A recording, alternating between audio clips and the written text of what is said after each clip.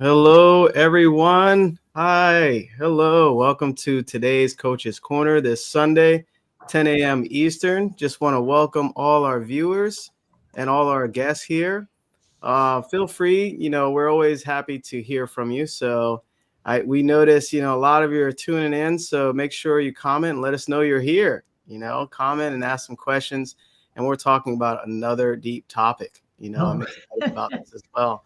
And I can tell all of us are. So that's great. I'm Jamel Matias. I'm a certified Bob Proctor coach, and my brand is Believe in the Unseen. It's all about believing in yourself and believing in your dream, and I help guide you to whatever you want to achieve. So I will pass it on to my amazing colleague, Lou. oh, hello everyone. Thank you for joining us here today. And if you're catching the replay, welcome. We're so happy to have you here with us. So today's topic is really powerful, persistence. We're all excited to discuss it and share what we know, what we've experienced about persistence with you. So my name is Lou Perica. I am a success mindset coach. And what I do is I help growth minded women who want more out of life without the guilt, without the hustle and grind, to shift the way they think so their results improve in all areas of their life. And I will pass it over to my colleague, Alicia. Hello, Alicia here from Sweden, and I am a values and mindset coach, also certified Bob Proctor facilitator, and I help people to create a life that feels good on the inside, that a life that is aligned with their values, so you can find the your happiness inside, the fulfillments from the inside and not just from the outside. Paul? Thank you, Alicia. My name is Paul Wooters. I'm from Burlington, Ontario. Proctor Gallagher Group consultant, mindset success coach, and I help improve the quality of people's lives through science and psychology and help them achieve their most elusive personal and professional goals and really help them live to their greatest possibilities. And I'm going to throw it back to Jamel. Awesome. Awesome. It just struck me. We have been practicing, well, applying exactly what we're talking about today, persistence. We have been persistent in sharing this value with people, persistent in sharing our stories, persistent in helping all of you that are viewing with this beautiful knowledge. And this is a great refresher for ourselves as well, right, everybody? Yeah. Persistence is the key. Very, very important. And we'll touch on a few things there. So, it's interesting to always think about, we know the word persistence. It's not like it's, paradigm or praxis or, something like that. But we know what persistence is. But just thinking about it now, after reading this and rereading it and getting it into our subconscious mind, has anybody kind of had an epiphany like, wow, this is more important than I gave it credit for? Anybody want to share there with that? Yeah, I'll go. I highlighted something from the persistence article that I really it hit home with me. It says persistence is never developed by accident. You're not born with it and you cannot inherit it. And there is no one in the entire world that can develop persistence for you.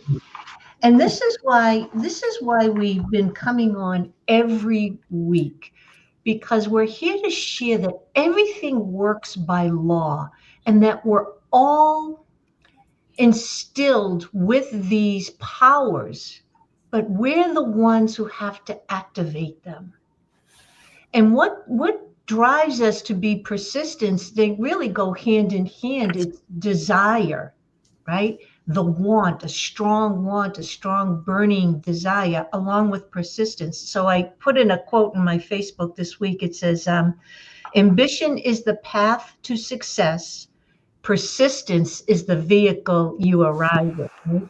It says, ambition or desire gives you direction, but it's persistence that gets you there. It's easy to start off strong. We all have started off strong in some area of our life at one point or another. But what keeps us going when the excitement fades, when we're not seeing the results or any growth, any big growth? What keeps us going? And that's the persistence to keep going regardless, and knowing that everything works by law. That for me is key, knowing that everything works by law, and that you're going to come up against challenges and struggles. Absolutely, because that's part of the growth. This is what builds, makes you stronger. But that's why you must first have the desire. That is so key. But the persistence will get you there. Sometimes longer. And this is why when we understand our job is the what, the who, and the why. What do we really want? Who do we have to become? Who do we have to be with that goal achieved? And why is it important to us? The how and the when is up to the universe, right? We don't know exactly when the goal will be achieved. Like the law of gestation, we know a carrot takes 70 days. We know a human baby takes about 9 months. But to take an idea, the conception of an idea, and bring it into birth, no one really knows. Everyone's a little bit different. So this is why knowing this, you have to have faith and keep on persisting. I'm going to add to that, Lou. I love what you brought up there, because persistence isn't, it's not something that's taught. It's not something that's inherited. You develop it.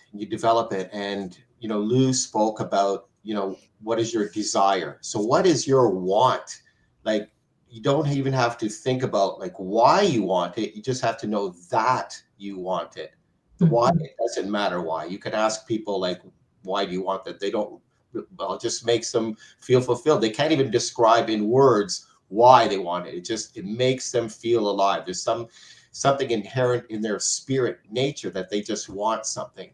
And when you want something, you will be driven to it. So you have to decide what it is that you really, really want. And it's not the why. You just have to know what you want. And that's, you will be driven to that goal based on that thing. And too many people get into just settling for what they have. And well, it's okay, because they don't really want to make that extra effort or be let down, or that fear of failure. And so, last week we talked about decision. And so they decided not to go for it. They've decided to fail, because when you quit, that's a decision as well. But so you have to figure out, determine, and, go through a period of self-reflection and decide what it is that you really, really want. And when you do, you look around, I'm sure there are things that you've done in your life, or that you have, and at some point you looked and thought, that's what I really want. I really want that. And so you made it happen because you decided that's what you want, and you just overcame the challenges, the obstacles, and you worked your way around it. You worked your schedule around it. You did whatever it took, and that's persistence. Yeah. I agree, and I felt this week I had a goal that I was like, oh, maybe I'm going for another goals, and then I realized that it's because I haven't decided exactly what I want. So I started to, maybe I move forward to another goals, and it's because, and then when I was studying this, I remember as oh yeah, I don't exactly know what I want, and it's why my persistence is like delusion. What is it in English? Delusion. like, Right. and the thing with persistence is that you set a goals, and then you don't stop until you achieve that. And as Lou said, everything has a gestation time. And because we don't know, we know that carrots, for example, they take from 7 days to 21 days, depending the temperature where you plant that. Or the dog, how many weeks? 9 weeks? And then I think that is 9 weeks, and a baby 9 months. So that we know exactly the gestation time, but when we set a goal, we don't know when it will, like, come up. And it's why you need to or we need everybody, because I think that persistence is within us. Everybody has the persistence. You need, yeah, it's like a muscle, and you need to work out that muscle, so you can get the the the stronger or stronger. And I mean, this nothing great can be achieved without persistence, because nothing comes from somebody that quit. So it's a lot of people quit when it's hard Mhm. instead of continue, Mhm. And I tell my clients that just because you buy a gym card, the membership of the gym, you will not get your muscles tune or ripped, the six pack. You need to have a persistence and go to the gym and do this training every day, or the time you decide. And so depending what is your goal with that. And also I see this in organizations, because they start to do something. They say, oh, we need to change this, and they start. And when they don't see the results, they start to, the persistent, they don't get the persistence strong, so they quit. Mhm. And then you say, yeah, but we have done that, nothing works. Yeah, but if you quit, so it's to know, to persist is so to go from no way to find a way, Mm. or I to like do. that. Yeah. Yeah. Yeah, I love that. Um, this is so important, to understand, and I love talking about this. Let me share my screen here for the lesson article that we're talking about, right? So we're gathering some information here from what's called the persistence article, and I wanted to share right here at the top. They talk about Sir Edmund Hillary, right? So this person was the first person to climb Mount Everest, right? And I think that's on the back of Paul's background there, if I believe. If you look there, climb that mountain, right? No one has ever done it. And this was a beekeeper from New Zealand, right? So he wasn't like a professional climber, right? And he tried 1 year, went the next, and went the next. That's persistence, right? So right here it says Hillary had two obvious character strengths, which literally took him to the very top: vision and persistence. We're talking a lot about what do you want, right? That's part of your vision. What is the vision, where you see yourself or what you want to achieve? And it says these qualities and characteristics are the same as those you need to lead you to the top of your mountain. Figuratively, right? You are confronted by mountains every day. I'm sure I'm not the only one confronted by mountains. So you can either climb the mountains or remain in the foothills. And Mm. that's when people basically give up on their vision. Any successful person will tell you that persistence is absolutely essential to climbing the mountains and changing your results. Very important to understand, to kind of hammer home the importance of persistence, because what that is, it's momentum, right? We are just like machines, they need momentum to move from one place to another. And without that, and I think this was in the psycho cybernetics, they talked a lot about movement and momentum. So persistence happens naturally when you fall in love with that goal, when you fall in love with that vision that you see yourself. And without falling in love with it every day, they even said every day you face your mountain. And in my mind, that mountain is yourself. It's your own perception of, falling in love and out of love with that goal.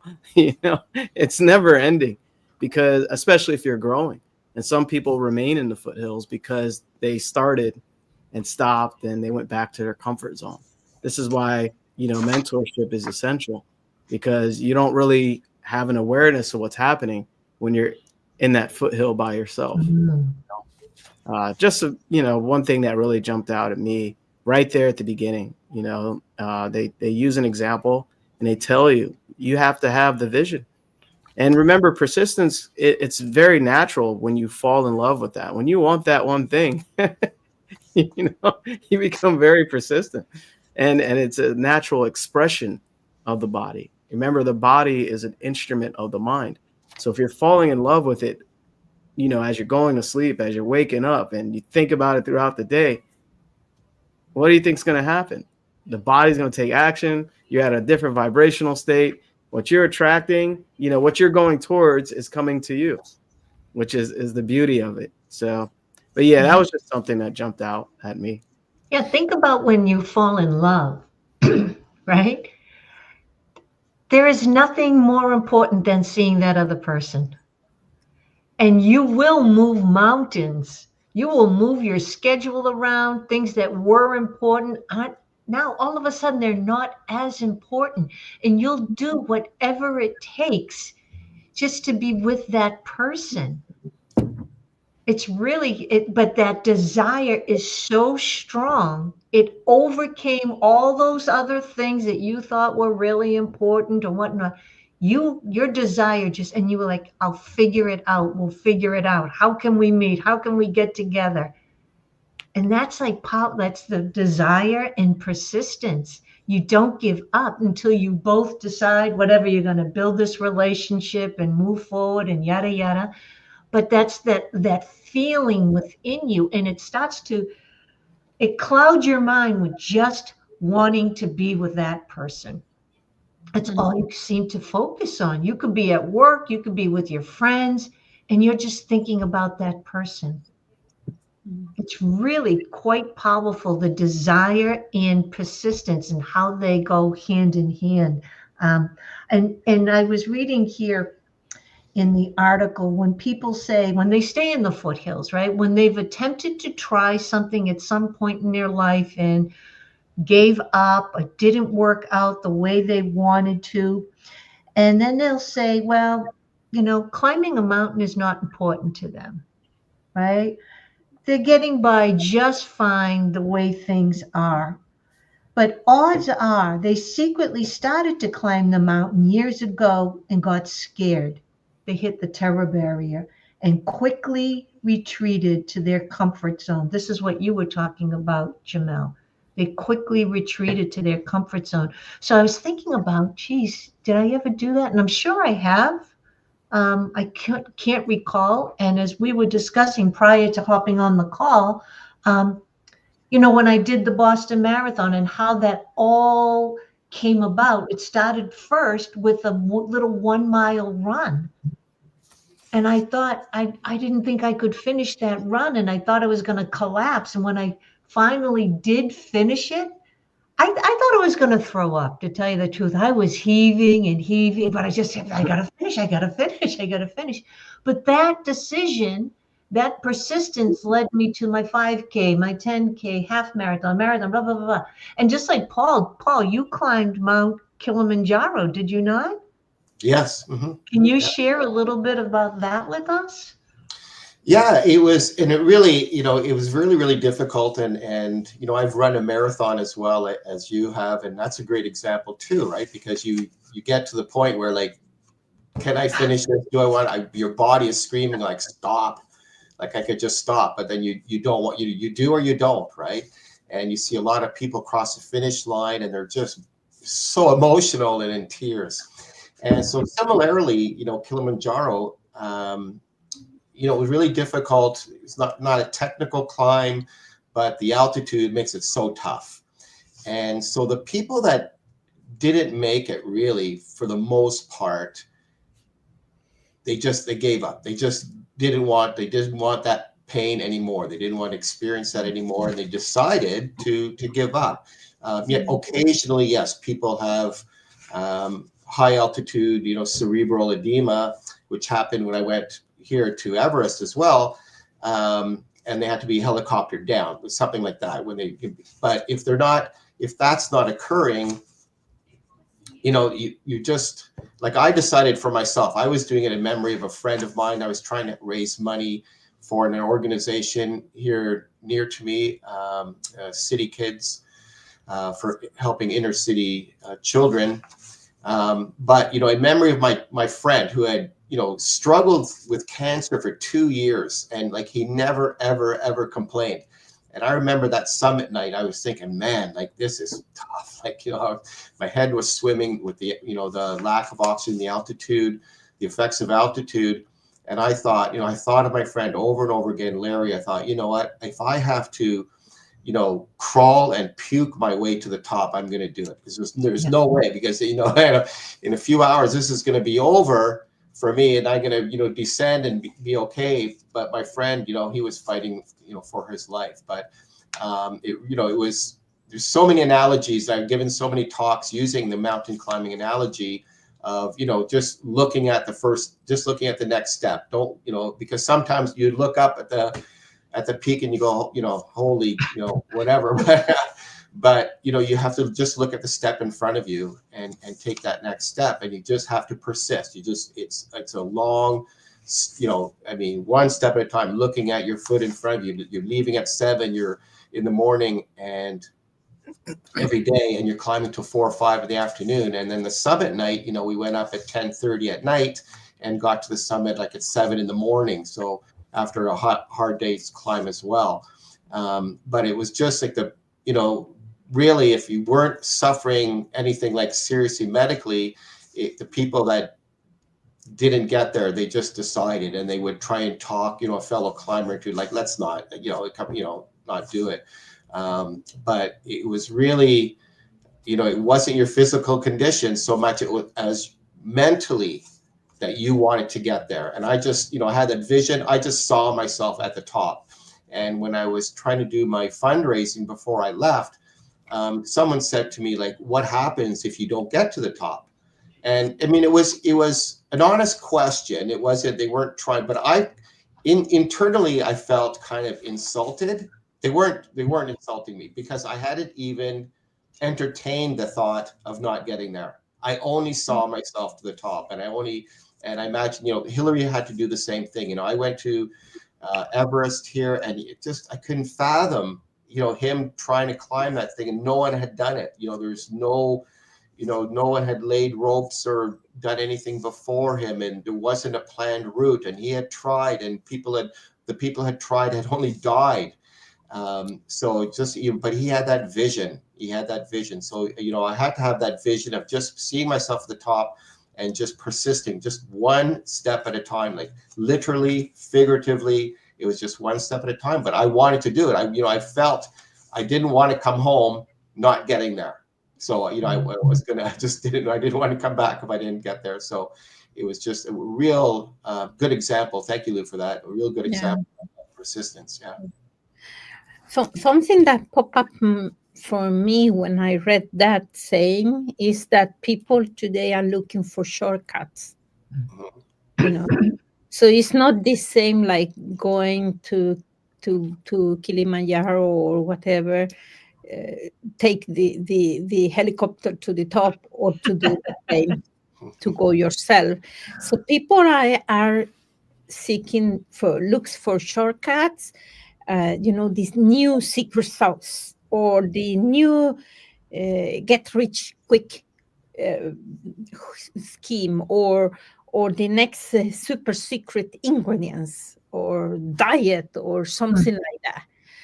So people are not willing to pay the price or they put the time or I normally say not willing to pay the price.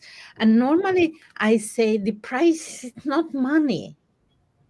Money, you can get that, but it's the time. The price is to let all these limiting beliefs, all the old stories, or and people love defending the limiting beliefs, and it's why they don't want to they are not willing to put the to pay the price. Pay the price. My tongue is pay the price to get the reward. And I normally say everybody wants to the heaven, but nobody wants to die. So it's when you put the persistent there, that the time will be hard. You need to maybe to say no to something to get something better, or the price is like maybe you need to stay late and do things that you cannot do, or to get rejected. So it's so much, but people are not willing to pay the price. Yeah, I'm glad you brought that up, Alicia. And Donna, I see your question there. I'll address that in a second. Just to tie in a little bit of what you shared, Alicia, we might have been on the same frequency there, because the quote that I underlined: "Fame only comes calling after a high price has been paid, and many people march in the foothills and refuse to pay that price." Yeah. And basically what Alicia shared there, and everyone here, the price isn't just money, right? A lot of people think price, money. It's also the preparation, the mindset. You have to tell yourself you can do that, and I will do that. And the price is the internal work. You really have to do some internal work. And, I'm sure Paul, climbing the mountains, he had to do some internal work. That's the price he had to pay. Not only the time to prepare himself physically, but prepare himself mentally and spiritually and emotionally. So that's the price, a lot of us have to pay for growth, everyone.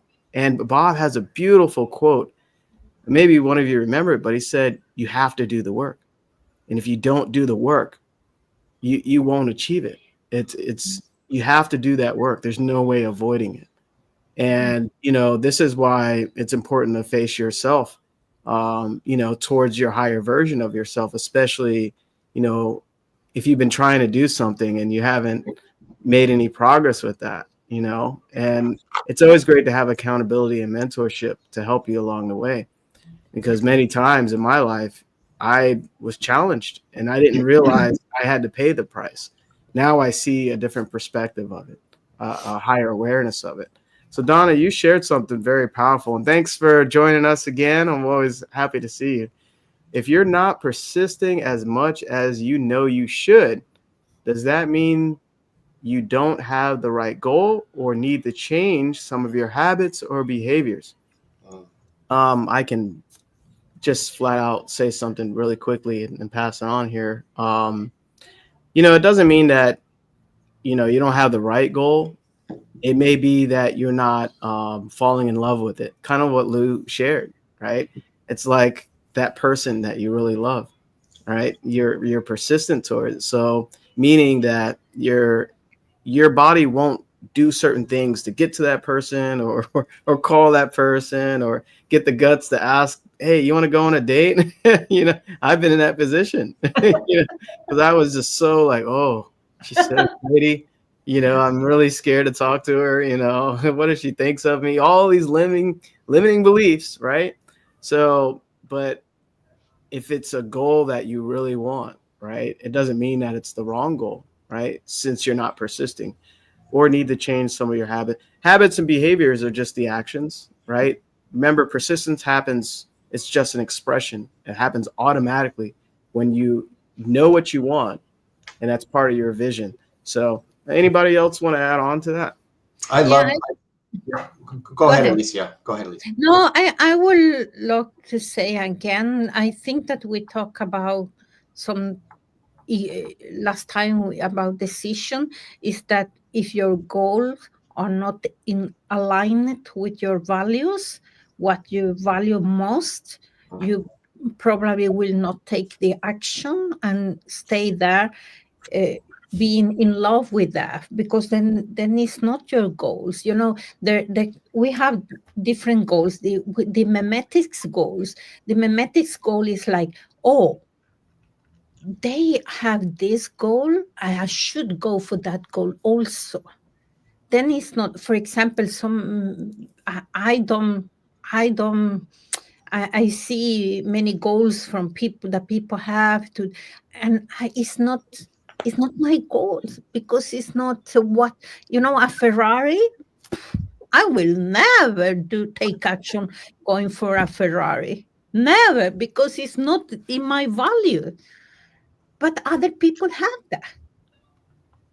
So it's why we need to sit down and say, is this goal aligned with my values, and I am in love with that values?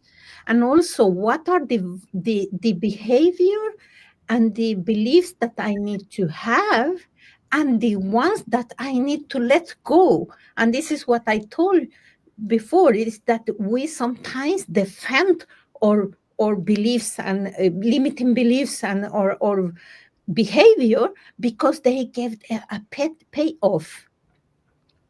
So you need to find a way why you have these beliefs and this behavior.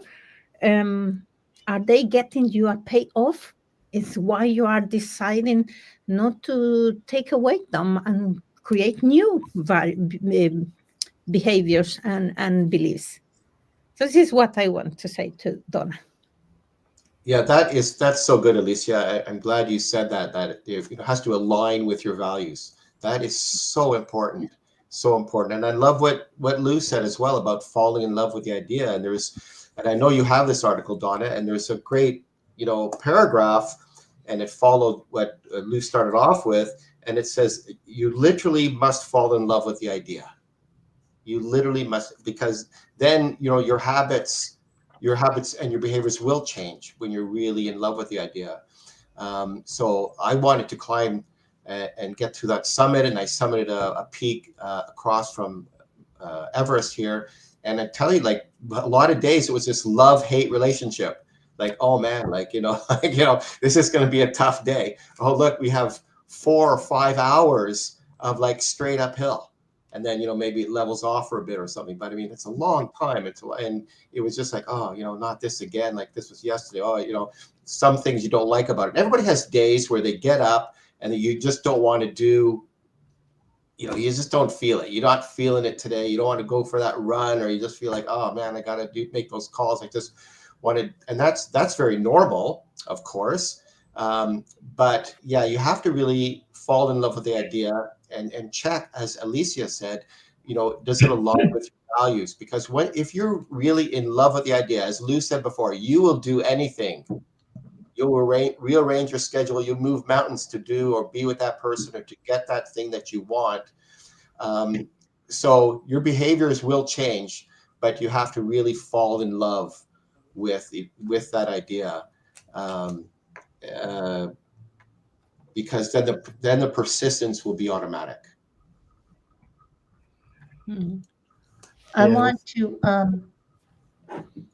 also mention that many times, so in the conscious mind, the logical mind, that's where our wants and dreams are. But the subconscious mind is the emotional mind. So you can want something, dream about something, right? But unless it's an emotional goal, it just kind of hangs in the conscious mind, because the subconscious mind is controlling the body. 95% of our results is coming from our subconscious mind. But here's another thing. I was watching, I've been watching You Were Born Rich, and Bob and John Canary did a section on expectation. See, I expect to win. I expect to cross that finish line. I expect to get to the top of that mountain. I may not know how. It may not happen in the time frame I want to, but I expect, and I am willing to dedicate my life to getting across that finish line or getting on top of that mountain, whatever it is, because I expect to do it. Because we're dedicating, I remember Bob saying when I first said, oh, dedicate your life. Ooh. And I remember him saying, well, that sounds like a pretty big statement, but you're dedicating your life to something anyways.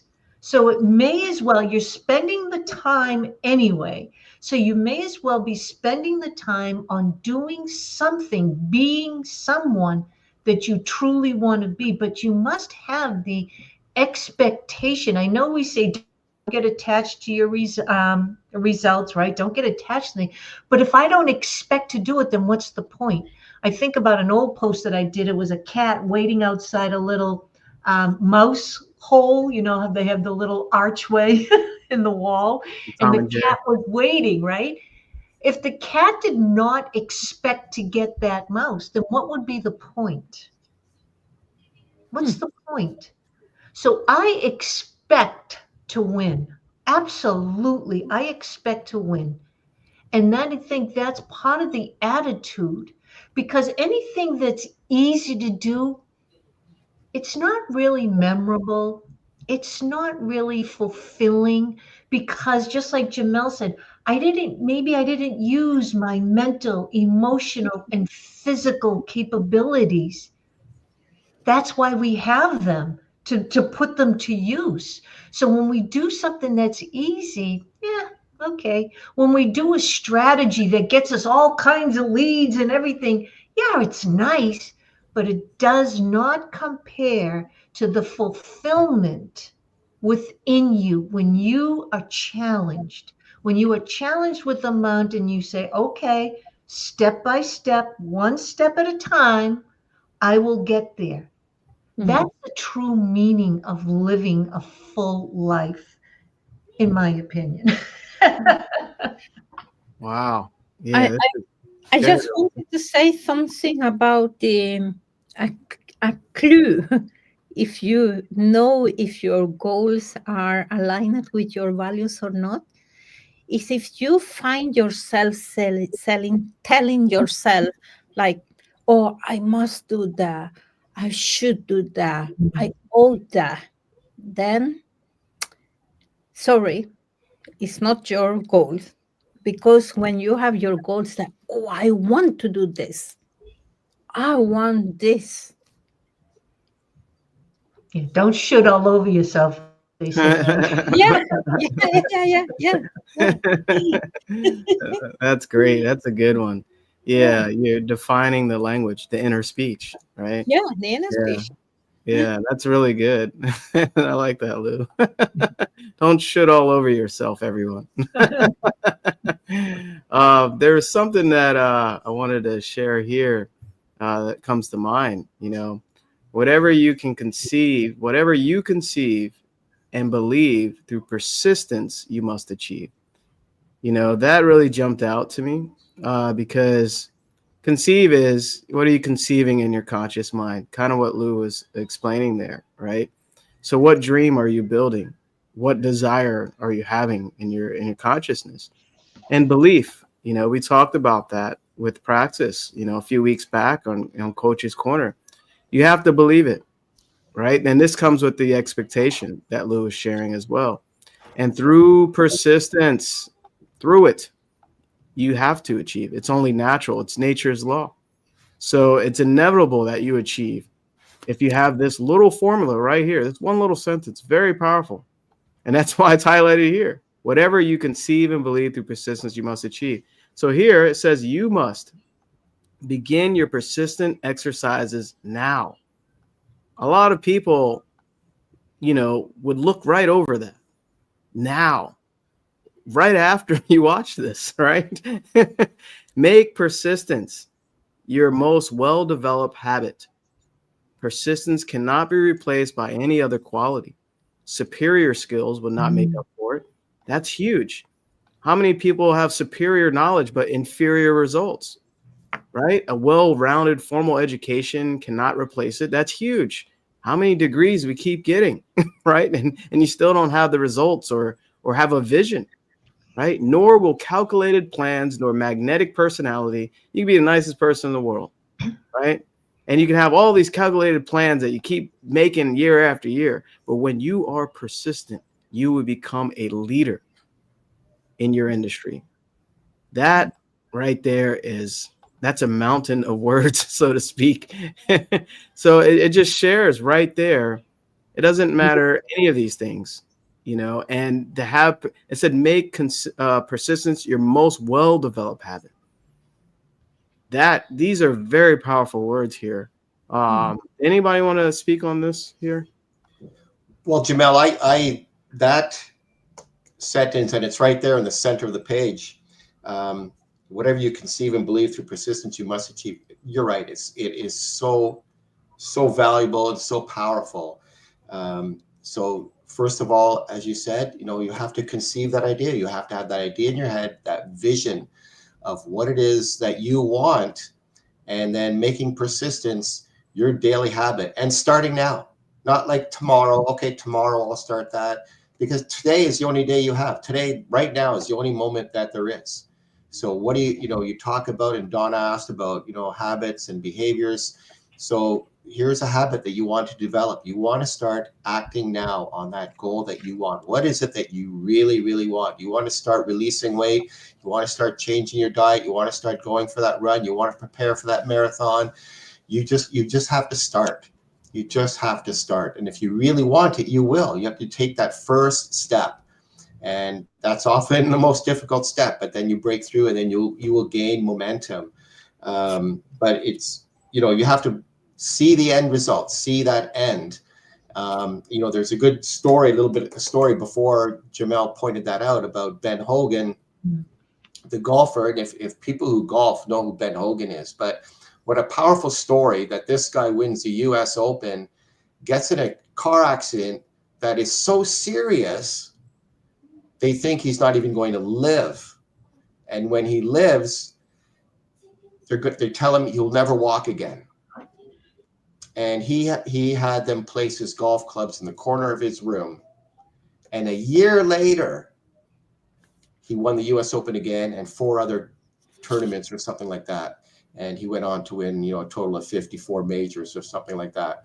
But, he had that vision, right? Hillary had that vision. And Ben Hogan had that vision. So whatever your vision is, and just start, and keep that vision alive. Align it with, like Alicia said, with your values. And if you believe it, like Lou said, she just sees herself winning. That's it. There's nothing else. I just see myself as a winner, she said. And so she's just going to start acting on those things too, that align with her values, align with her goal. And she gets up in the morning and goes at it. So yeah, very, very powerful statement. And I'm glad that you highlighted that, Jamel. Thank you. I wanted to say something about what you say, Paul, about to start, because it's like driving a car. You need to know where to go. Then you need to sit in your car, but you need to start with the key, because otherwise you don't. And then to put your foot in the accelerator and just focus where to go. And sometimes the road to that place will be busy, sometimes will be easy, sometimes you need to take other roads, but you will go back. And if you know where you are going to drive, it's just drive. It sometimes will be a easy way, sometimes not. So and you say also you need to see the end, and I put here, but you don't need to see the whole road, just the end. Yeah, that's what I wanted to. I just wanted to share so the internal struggle that can go on. I have to refer back to I know it gets to be old, but to training for the marathon, right? Because in my life, that was the biggest probably physical event that I've achieved, right? So I remember training. My hair was frozen. You know, I had frozen eyelashes, icicles hanging off because the Boston Marathon takes place in April. So you start training in the wintertime, right? And I remember first we started off at the L Street Brownies. So it was like a professional running club in South Boston. They all had the nice running outfits on. And I think I came in sweatpants and a hooded sweatshirt. Who knows, right? But I remember going on these runs and they would get longer and longer. And one time we went and there was some snow on the ground, not a lot, but enough to see footprints. And everyone was so far ahead of me. I didn't even know where I was. I had to follow people, but I didn't know where I was. The only thing I could do was follow the footprints in front of me. And I'll tell you, Donna, I wanted to cry. I wanted to, what am I doing? Because you know, I was telling this story the other day because I kept referring to myself as a little house mouse runner. I was like, I just run around the block. I'm not a runner.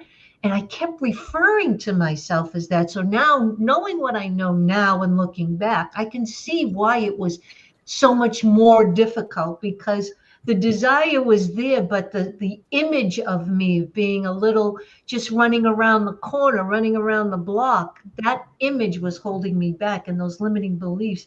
But Donna, I never, and that was just during training. But there were times I was like, maybe I'll just call my husband, come pick me up. But I didn't even know where I was to be picked up.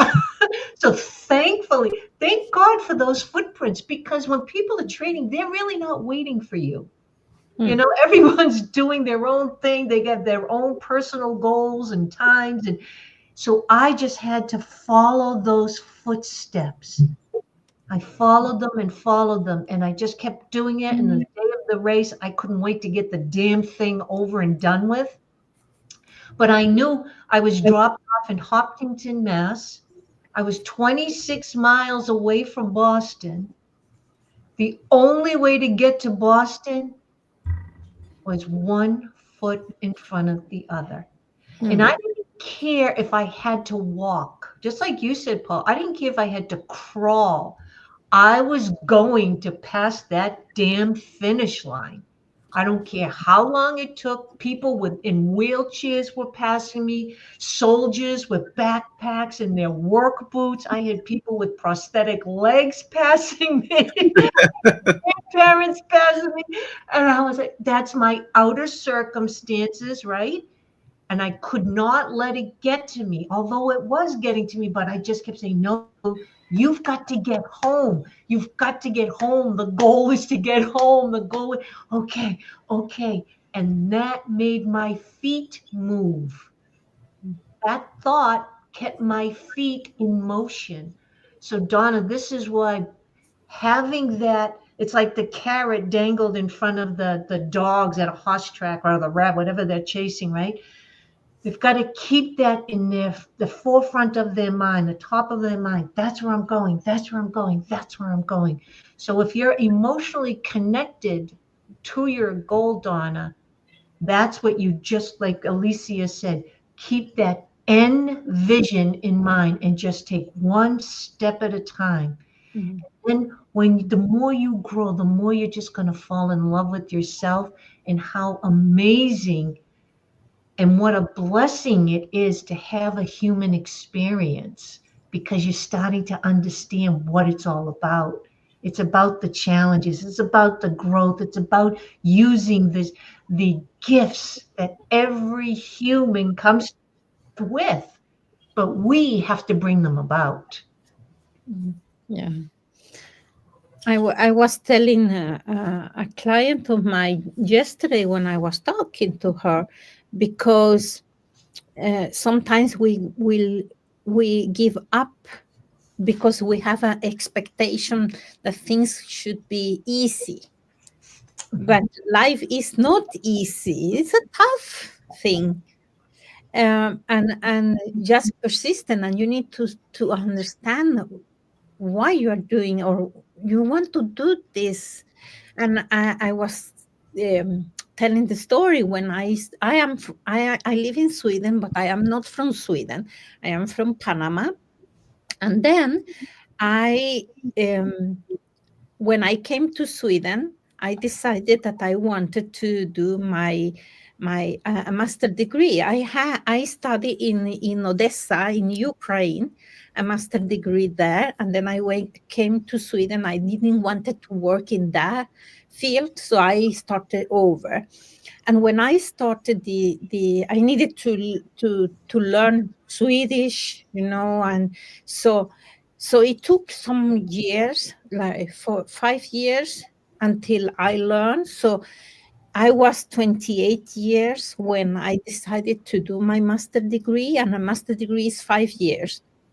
And I started the school, and I was alone because I was 28 years. My colleagues were 19, and they wanted to party. I have 2 children, and and I was, after 3 weeks, I was like, oh no, I'm going to give up this, just because I didn't felt like I was a part of a group.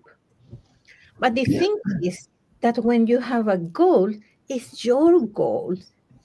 And then I needed to remember me why I was doing this, why I wanted this.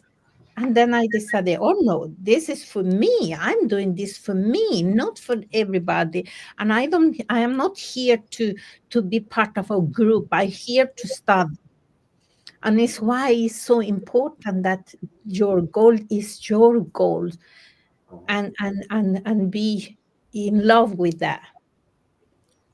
So. Yeah, that's so true. And I'm just gonna add a little story here. And 2 years ago I went to Everest Base Camp, and then we summited a neighboring peak. But the year before that I had total knee replacement, and so now I've had both knees replaced. The other one was a couple years before that, but it was the total knee replacement, and a year later I went to Everest Base Camp. And getting that knee replaced, I remember walking, barely walking from my bed to the bathroom, and then walking around the house, inside the house, then walking to the end of my driveway, and then walking past my neighbor's house, and walking to the end of the block.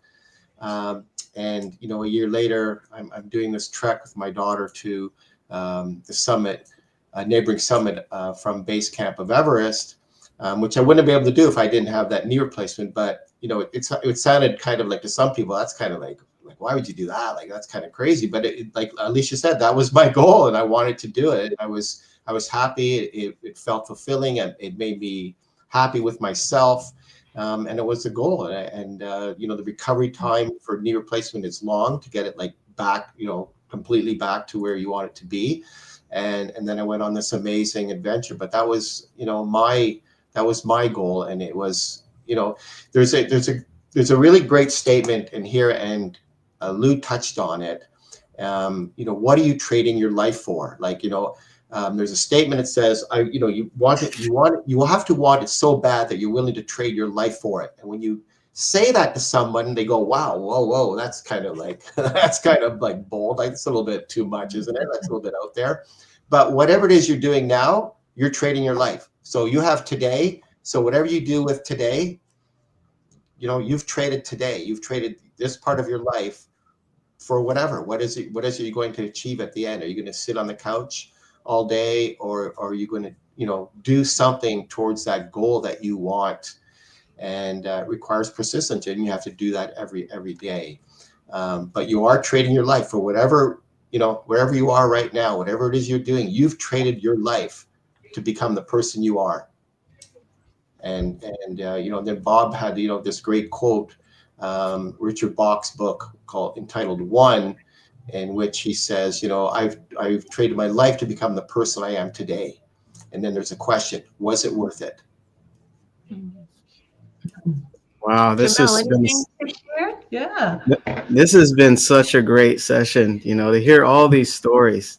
This is great. I love it, because we're sharing our persistence through our life journey, right? For the things that we chose. And, I think I shared a little bit about this story on a previous call, but what comes to mind was me finishing my first 100-mile bike ride. You know, a century is what they call it. And I remember a past coworker asked me, "Hey, Jamel, we used to ride to work.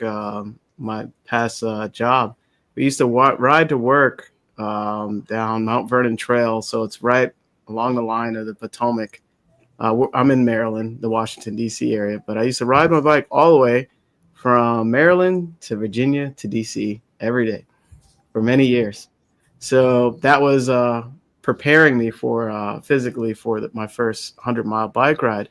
But I never knew people actually did 100 miles in one day. And I was like, whoa, sure, why not? I'm already riding, right? And, it was a hobby for me. I just did it for, physical, mental, whatever.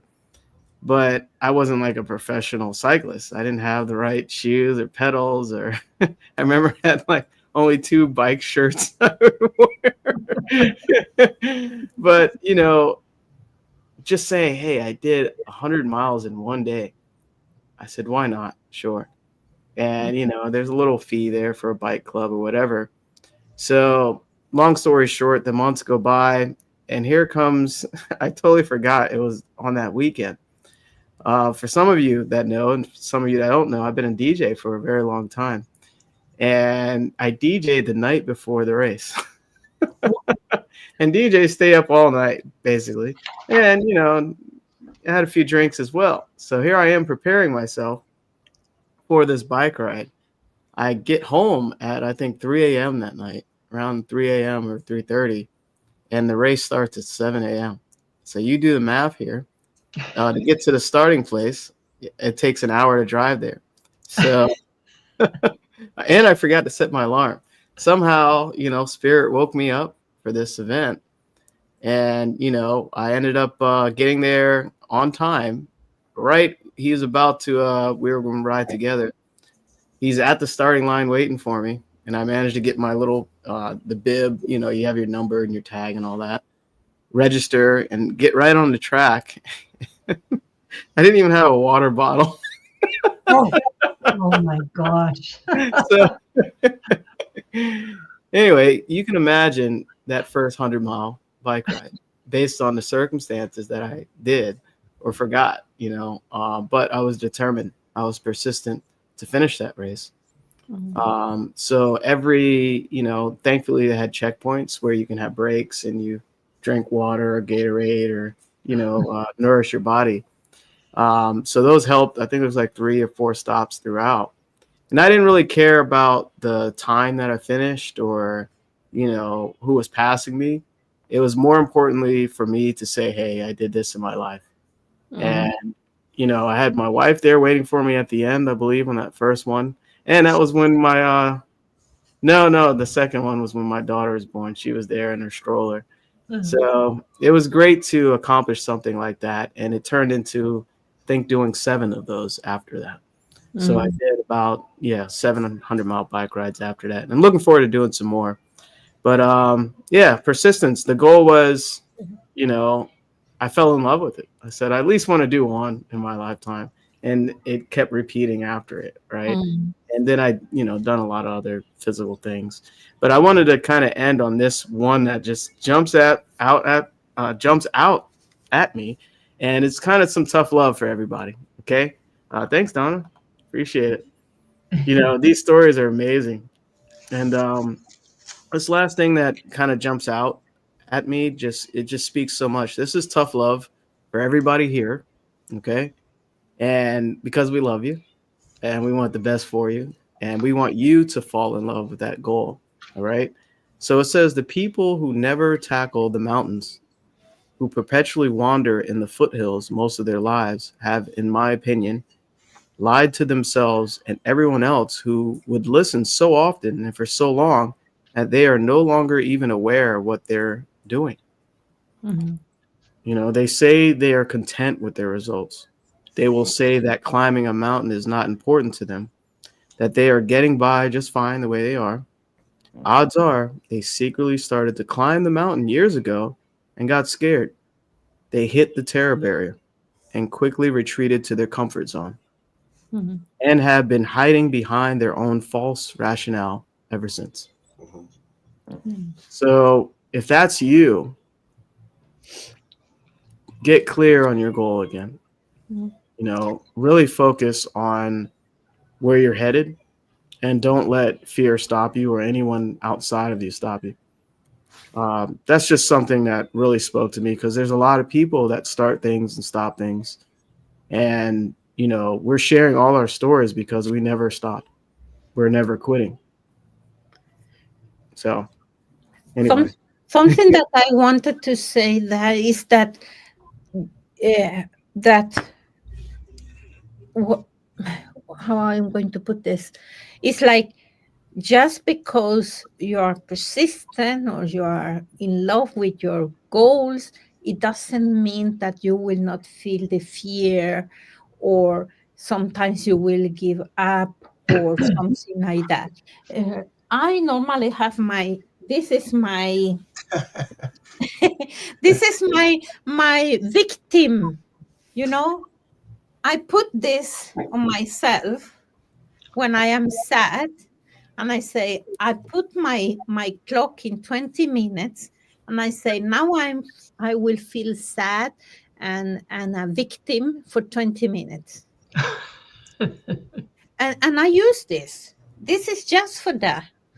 You know, because sometimes when the things don't go as we want, it's not like just like it's in Swedish we say that we think that it's not raining when it's raining. It's raining. So it's like, you know, you say, okay, I'm sad now. And I am intentional a victim, because then I decide when I am the victim, not the circumstances or something like that. I decide, and then I say 20 minutes, and you know, sometimes I like, oh my gosh, it's only 10 minutes. I need to be 10 minutes. But then I think, okay, now the 20 minutes has gone.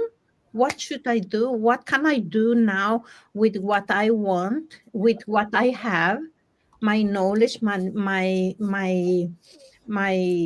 my skills, and what my resources, you know. So this is what I wanted to say. This has been a great call, everybody. This is a good one. They're all great, Can I right? just end with Yeah. one more sentence out of the persistence article? It says persistence is a unique mental strength. Remember, it's mental, a strength which is essential to combat the fierce power of repeated rejections and numerous other obstacles that sit in waiting and are all part of a winning in a fast moving, ever changing world. So keep that in mind that it's essential. It's a strength that is essential to combat the fierce power of repeated rejections and other obstacles. So delicious. Yeah, I underlined that one too, Lou. So yeah, that's a good one. Yeah, Paul, did you have anything else to share? Yeah, I love that, Lou. Delicious. That's great. Yeah, one last thing. You know, some people they'll look at a goal and they'll dismiss it because, well, you know, it's going to take so long. It's going to take whatever. It's going to take a couple years to do that, or Alicia went and got her master's and was 5 years, and people go, well, and she was 28, right? Great example. So it doesn't matter how long it's going to take. The time is going to pass anyway. So between now and if you expect to live for another year or 5 years or 10 years or 50 years, the time's going to pass. So what you may as well do something towards the thing that you want. The time's going to pass anyway, so you may as well spend your time doing that. Jamel? Wow, Paul, you triggered another one. Yeah, it triggers. If I had an hourglass here, Bob always said, the past is the past. He said, leave it alone, right? If it's not serving you, it's already gone. You can't change it. He said, your future, you don't know how much sand you have up there, right? So you don't know whether you have, there you go. Thank you, Paul. At the top there, you don't know Thank you, Alicia. Oh, I got to get one. Lou, where's yours? I don't have one.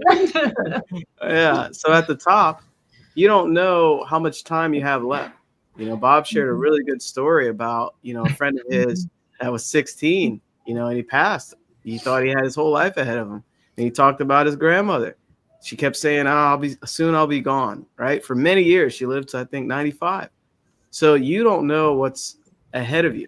Right. That's why now is so important. It said develop persistent now. Right. So you have to get clear on who you are right now and not, I'll do it. That'll take a year or two. This is what shifts so many different things when you make a decision. We talked about decision, the other week. Now you decide on what you want to pursue, and, not to scare you, but you don't know your future. That's why it's important to become who you want to be right now. So reach out to any of us. As you can tell, we have a lot of experience and stories, but, we want to help you with this. And so that way you're not alone trying to figure all this out by yourself. It's great doing it with someone, that genuinely cares about you and your success and basically guide you to that. So awesome call. We're going to have another one next Sunday, 10 a.m. Eastern time. Make sure you set your calendar. If you've been missing these, watch the replay. If you missed this entire or just you were jumping in and out, just watch a replay. They'll be posted on our socials. And our call links, all of us, are in the description. So reach out to any of us that you resonate with and to your future and persistence, right? And it will be 4:00 p.m. Central European time. There you go. Thank you, Alicia. And I'm glad you brought one prop in today. Bye. Thank you, everyone. Have a beautiful day. Thank you. Yeah, bye.